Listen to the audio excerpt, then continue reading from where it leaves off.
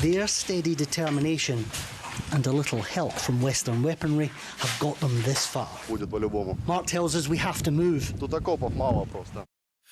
Well, that patch on the soldier's arm is the symbol of Nazi Germany's SS division known as Death's Head.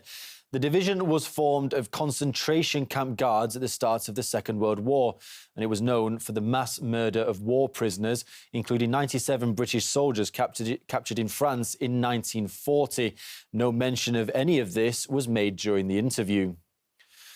And contrast that with the past. Back in 2014, the BBC reported on the role of neo-Nazis in the conflict in Ukraine. And in 2012, the channel made a documentary over racism and anti-Semitism in Ukrainian as well as Polish football stadiums. That came ahead of the Euro Championship held in the two countries and showed neo-Nazi gestures being made at Ukrainian stadiums. Editor of The Grey Zone, Max Blumenthal, says it's important to report on the issue of extremism in the conflict, especially as the West is giving its weapons to Ukraine.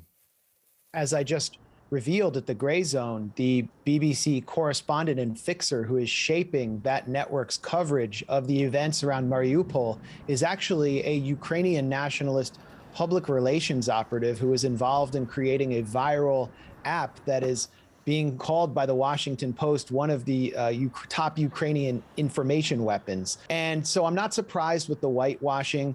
It is unfortunate, though, that Western audiences are deprived of important context on Ukrainian politics and what brought the situation to this point. Ukraine is one of the only countries in the world that has an officially neo-Nazi unit with Nazi-inspired insignia incorporated into its National Guard, whose civilian wing, the National Corps, has operated under the auspices officially of the Interior Ministry when arms are pouring in. And we are seeing British-made light anti-tank weapons in the hands of fascist right sector battalions and the Azov battalion.